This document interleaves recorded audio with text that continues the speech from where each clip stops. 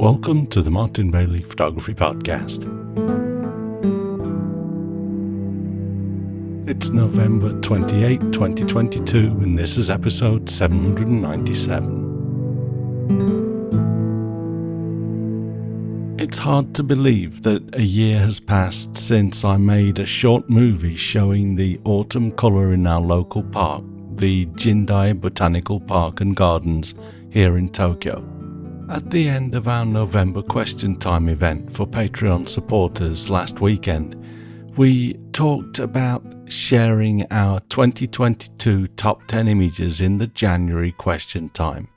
So I've been starting to reflect on the year mentally, recalling my May trip to Namibia and feeling thankful that we finally seem to be returning to a semblance of normality as the pandemic gradually becomes more manageable and less of a threat for the majority of the population.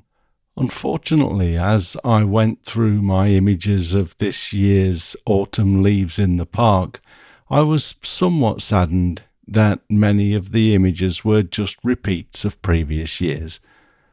The strange weather has made the leaves considerably less attractive than usual, and if it weren't for a few other photos that I quite like, I probably would have given up on the idea of sharing any photos from this visit to the park altogether. As it stands, I have 9 images from the visit, and a couple of them that I'm happy with, so let's work through my shots anyway, starting with this image of the crepe myrtle trees in their autumn dress and the sun shining through the canopy. I like the sunburst or starburst effect of the sun shining through the trees.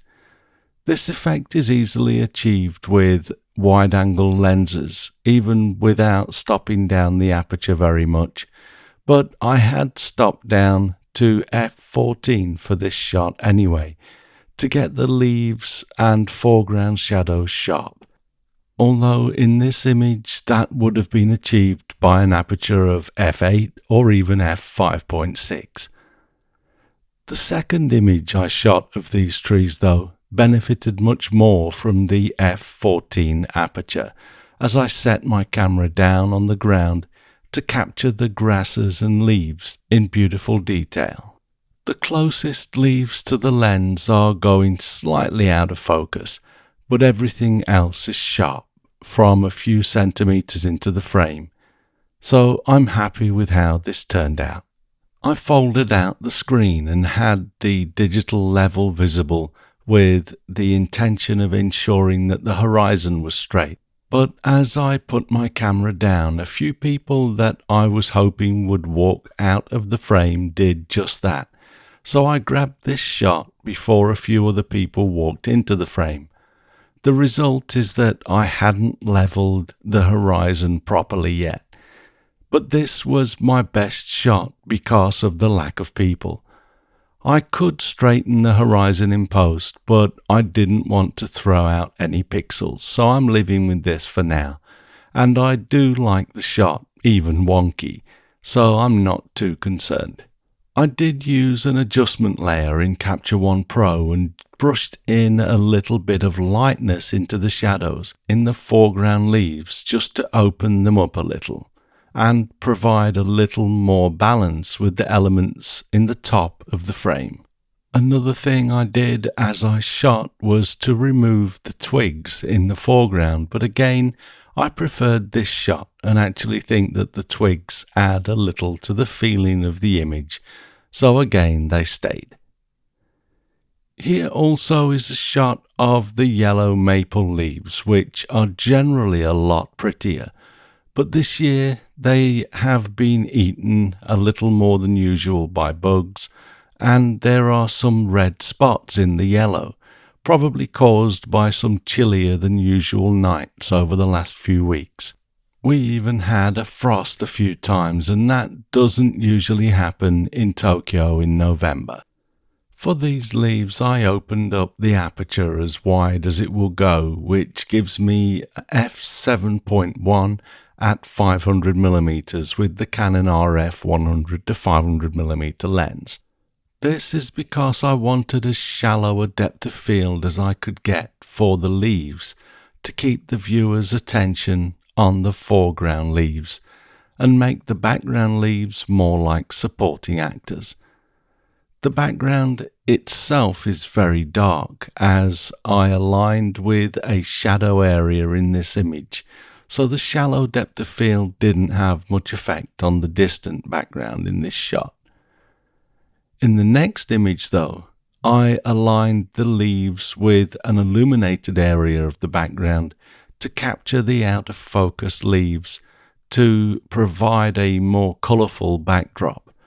I actually closed my aperture down to f8 for this shot to get just slightly deeper depth of field, as I wanted the foreground leaves, which were all close to the same distance from the camera in this shot, to be in focus, while leaving the background as blurred as possible. I liked the textures in the background colour, which were smooth over the red leaves, but some low grasses had an interesting effect on the bokeh in the bottom right corner, which I found somewhat appealing. Again, though, the leaves themselves aren't very attractive, and the bare twigs on the right are just about acceptable because they allow us to see that textured yellow bokeh. Just one more leaf shot to go as we look at the red leaves a few meters away from the yellow leaves. These red leaves were backlit, so the light was shining through the leaves rather than shining on the leaves, and although these leaves were in slightly better condition, the shot is nothing special. I've only really kept it in because I kind of like the atmosphere, but I will probably not keep this in my finals if I review it again in a few weeks' time, probably as I work on my 2022 top 10 image selection. After spending probably less than half the time I usually spend photographing the maple trees, we had a walk through the park.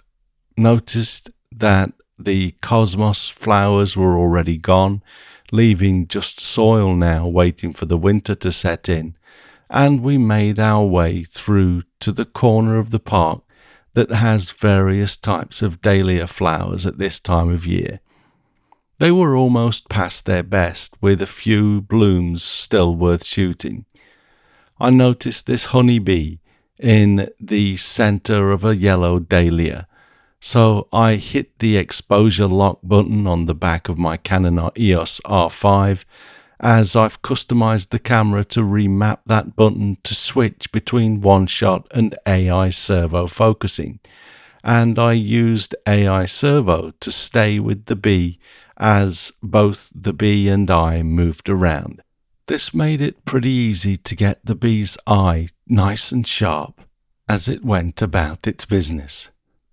I do enjoy photographing these dahlia flowers and converting them to black and white in Capture One Pro, then use a few adjustment layers to black out the background. I did take a patch of black velvet to hold up behind the flowers to help reduce the processing time, but my wife had gone to the restroom and the angle was such that it wouldn't have been possible to hold the cloth behind these flowers anyway. So I did all of the dark background work in post. I generally start with one adjustment layer and brush over the background with a tone curve that has the highlights intact, but the shadows drop down as far as I can take them. I then do at least one more adjustment layer with reduced exposure, and I'm careful not to paint over the petals of the flower around the edges. The next dahlia shot received similar processing, but this felt like a firework to me, so I left its stalk more visible, so it looked like the light from the firework as it climbed to the point where it exploded. I also play with the highlights and shadow sliders on the background layer to increase the contrast between the layers of petals. The final image that I wanted to talk about is this rose photo, which I again gave the black background treatment, but I left the unopened bud visible, as it felt like the thespian waiting in the wings, probably until the main actor here withered, giving way to the supporting actor. Apart from the slightly unattractive maple leaves this year, I guess I'm pretty pleased with this selection, although often at this time of year the maple leaves in autumn dress usually steal the show. With me not being able to run the 2022 Japan winter tours this year though, I can see probably at least one of these making its way into the 2022 top 10 selection that I'll share towards the end of the year or the start of January before I set off for the first of the 2023 Japan winter tours. As I said, we will review top 10s from any Patreon supporters of Tier 3 or higher that want to join the January Question Time event, which I'll schedule for when I'm home between trips. If you'd like to be involved in that and share your work with the group, ensure that you select your own top 10 images from 2022 and head over to Patreon at mbp.ac/Patreon and support the podcast for at least $5 per month, even if it's just for January, and you'll receive an invite via the Patreon message system and via the private MBP community forum that comes as one of the Patreon supporter benefits. I hope to see you there. Thanks very much for listening today. If you enjoy this podcast, please do consider supporting us on Patreon at mbp.ac/Patreon.